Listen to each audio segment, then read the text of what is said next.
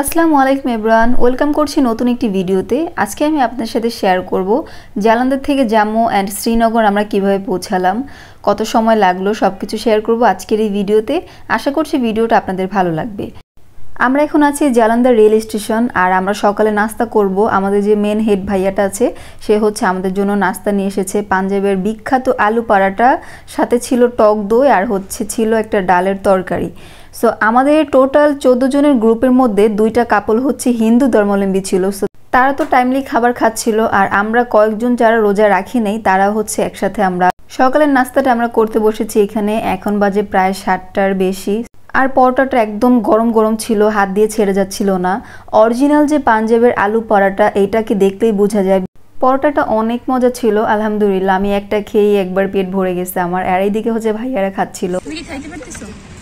Blog করেন, নেন interview নেন, প্লিজ কিছু বলুন। আমরা এখন খাবার খাচ্ছি। হ্যাঁ হ্যাঁ, খাবার খুবই টেস্টি এবং দামেও অনেক কম। পুরো আন্দাজে পুরা ভাই আন্দাজে কথা, দাম টাম কিছু জানি না। খাবারটা খুবই মজা লাগতেছে, রুটিটা বিশেষ করে। আর দই তো এইভাবে খাওয়া যাচ্ছে না।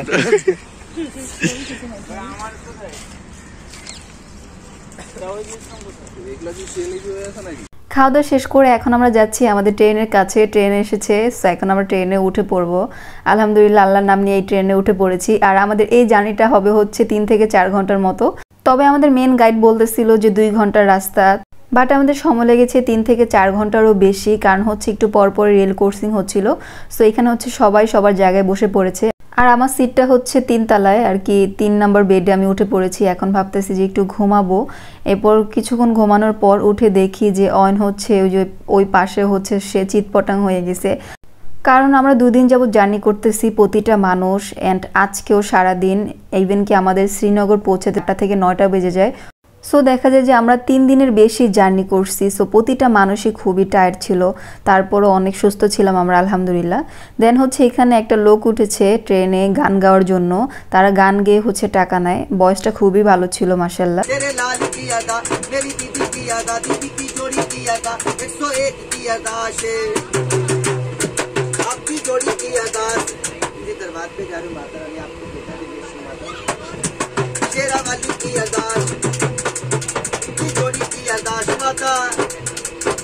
গান শোনার পর কিছুক্ষণ আমি আবার ঘুমিয়েছিলাম। এরপর উঠে হচ্ছে আমি নিচে চলে আসি ভিউটা দেখার জন্য।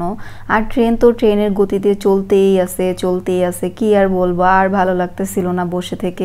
দেন আমাদের নামার সময় হয়ে যায় ট্রেন থেকে। সো আমরা সবাই ওয়েট করতেছিলাম যে কখন ট্রেনটা থামবে আর আমরা হচ্ছে নামবো। এরপর ফাইনালি আমরা পৌঁছে যাই জম্মু রেল স্টেশন। এই যে আমরা হচ্ছে সবাই পৌঁছে গেছি এখানে, আমাদের আদার্স টিম মেম্বাররাও ছিল। সো এখানে প্রতিটা মানুষেরই আসলে বিধ্বস্ত অবস্থা ছিল। এত জার্নি 3 দিন যাবত ট্রেনে বাসে এগুলোতে আসলে ঘুম হয় না প্রপারলি, যার কারণে খুবই খারাপ অবস্থা ছিল। আর এখানে হচ্ছে এই যে আকাশ ভাইয়া মজা করতেছিল এই ছেলেটার সাথে। আর এই যে আমার অবস্থা বিধ্বস্তর চেয়েও খারাপ ছিল। যাই হোক, তারপরও সুস্থ ছিলাম আলহামদুলিল্লাহ। এখন আমরা চলে যাচ্ছি আমাদের গাড়ির কাছে। আমাদের গাড়ি এসে ওয়েট করতেছিল আমাদেরকে নেওয়ার জন্য। আচ্ছা, এখন কিছু কথা বলি। সেটা হচ্ছে আপনারা হয়তো অনেকেই ভাববেন যে আমরা ডাইরেক্ট টিকিট কেটে কেন আসলাম না। কারণ হচ্ছে আমরা অনলাইনে 1 থেকে 1.5 মাস আগে কাটার পরও আমরা ডাইরেক্ট টিকিটটা আমরা জম্মুর পাইনি, যার জন্য আমাদের ভেঙে আসতে হয়েছে। প্রথম হচ্ছে আমরা জালান্দার নেমেছি, জালান্দার থেকে আরেকটা ট্রেনে উঠে আমরা এখন জম্মু পৌঁছেছি। সো জালান্দার থেকে যেই ট্রেনটা আমরা উঠেছি এটার ভাড়াটা এক্স্যাক্টলি আমার এখন মনে নাই, আমি ডেসক্রিপশন বক্সে লিখে দিব, আপনারা চাইলে দেখে নিতে পারেন। এরপর ফাইনালি আমরা গাড়ির সামনে চলে আসলাম। আর এই যে হচ্ছে আমাদের গাড়ি, আগামী 1 সপ্তাহেরও বেশি হচ্ছে এই গাড়িটা নিয়ে আমাদেরকে ঘুরবে। আলহামদুলিল্লাহ, গাড়িটা পুরাই নতুন ছিল, আমি দেখে খুবই খুশি হয়েছি। আর এদিকে হচ্ছে ড্রাইভার মাল উঠাচ্ছিল। এরপর আমরা গাড়িতেও বসে পড়ি সবাই একসাথে। আর পুরোটা রাস্তায় খুবই এনজয় করেছিলাম আমরা প্রতিটা মানুষই। আলহামদুলিল্লাহ, আমাদের জার্নি শুরু হলো জম্মু থেকে শ্রীনগর। গাড়িতে ওঠার পর আমার মনে হচ্ছিল যে এই 2 দিনের বেশি আমরা হচ্ছে বন্দিখানায় ছিলাম, যা কোনো কিছু দেখতেও পারি নাই, বেশি বেরও হইতে পারি নাই। বাট এখন মনে হচ্ছে যে না, খোলা জায়গায় আমরা এসে পৌঁছাইছি, খুবই ভালো লাগতেছিল। আর ভিউগুলো দেখে তো মাশাআল্লাহ কি বলবো, জাস্ট এখন শুরু। আর সামনে যে কি দেখবো সেটা তো বলার অপেক্ষাই রাখে না।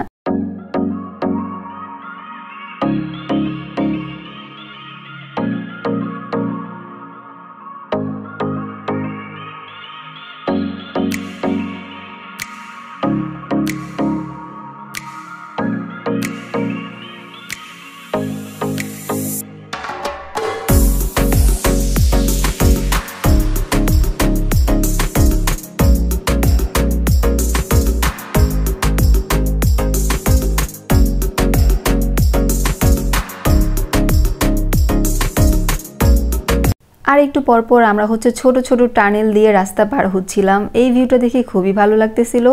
আর কাশ্মীরের সবচেয়ে বড় টানেল যেটা, সেটাও একটু পরে আমরা পার হব, দেখতে পাবেন।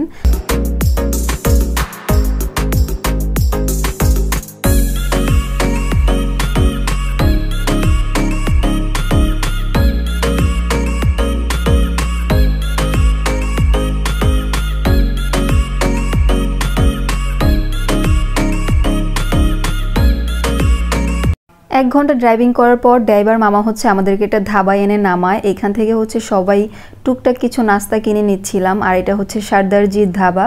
এখান থেকে হচ্ছে অয়ন গিয়ে আমার জন্য নিয়ে এসেছিল কি একটা আলুর চপ টাইপের একটা কিছু। সো সেই সকালে আর কি নাস্তা করেছিলাম, এরপর আর কিছু যেহেতু খাওয়া হয় নাই সারাদিনে। সো এখন প্রায় 3টারও বেশি বাজে। সো অয়ন হচ্ছে এটা নিয়ে এসেছিল আমার জন্য, কারণ আমার খুবই ক্ষুধা লাগছে। আসলে রোজা থাকলে এক, না থাকলে আরেক। আর চপটা মজাও ছিল আর অন্যরকম একটা ফ্লেভারও ছিল। আর যে চাটনিটা দিয়েছিল এটা হচ্ছে একটা মোলার চাটনি। যেহেতু ইন্ডিয়া এখন চলে এসেছি, ইন্ডিয়ার খাবার খেয়ে তো অভ্যস্ত হতে হবে। আর পিছে হচ্ছে ভাইয়ারাও খাচ্ছিল, আমরা কয়েকজন খেয়েছি চপটা। ভাইয়া বলতেছিল যে না চলে, মোটামুটি ভালোই ছিল, যেহেতু ক্ষুধা ছিল পেটে। সো এখন যা দিবে সেটাই ভালো লাগবে। এখানে মজা করতেছিল সবাই একসাথে।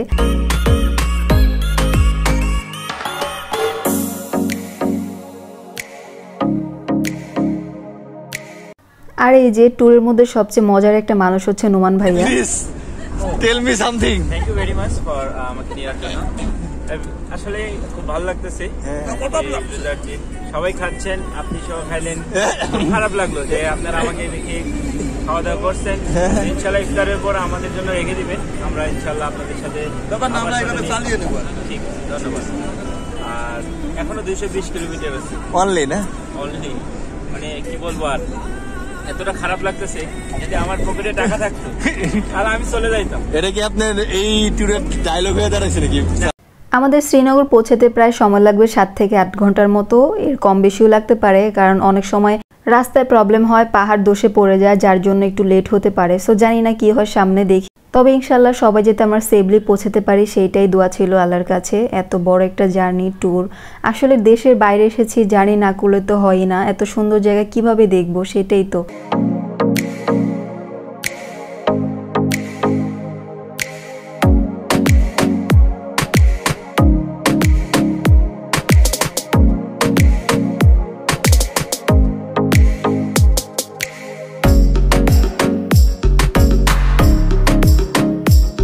আর গাড়ি যতই সামনে ড্রাইভ করতেছিল ততই মনে হচ্ছিল যে ওয়েদার চেঞ্জ হচ্ছে, আমাদের সাথে ওয়েদার খেলা করতেছিল। এই বৃষ্টি বৃষ্টি ভাব, আবার হচ্ছে এই একটু আলো দেখা যাচ্ছে। আর ওই যে পাহাড়ের উপর হচ্ছে বরফ দেখতে পেলাম, মাশাআল্লাহ প্রথম বরফ দেখা। খুবই এক্সাইটেড ছিলাম যে কখন শ্রীনগর পৌঁছাবো, কখন হচ্ছে অন্য অন্য জায়গায় আমরা ঘুরবো।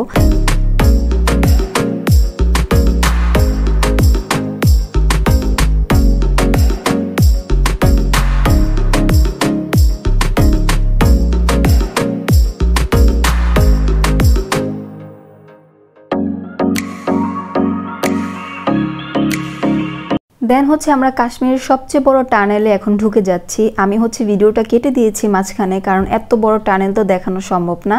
প্রায় এই ভিডিও করতে গেলে 30 থেকে 40 মিনিট হয়ে যাবে। আর অনেক ধুলা ছিল রাস্তায়, গাড়ি আসতেছিল যাচ্ছিল, এই কারণে আমি ফোনটাও ঠিক মতো ধরতে পারছিলাম না, চোখে খুবই ধুলা আসতেছিল।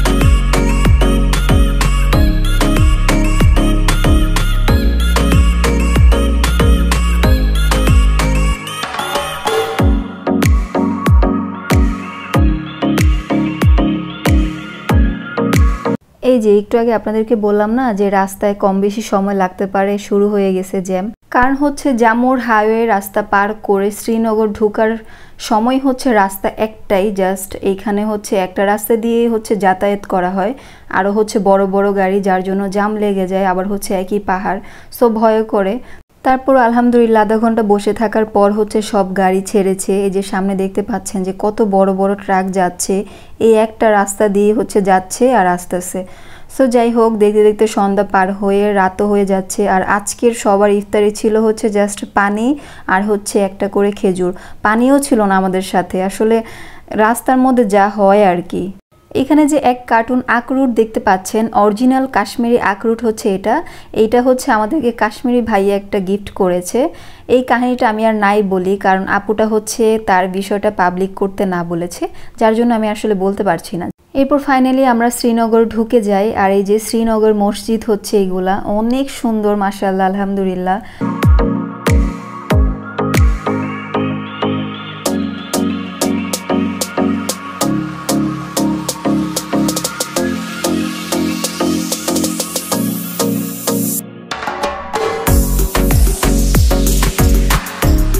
ফাইনালি চলে আসলাম আমাদের হোটেলে। আর হোটেলের সামনে হচ্ছে অনেক জায়গা আছে, যার জন্য গাড়িটাও হচ্ছে ভিতর ঢুকিয়ে দিচ্ছে।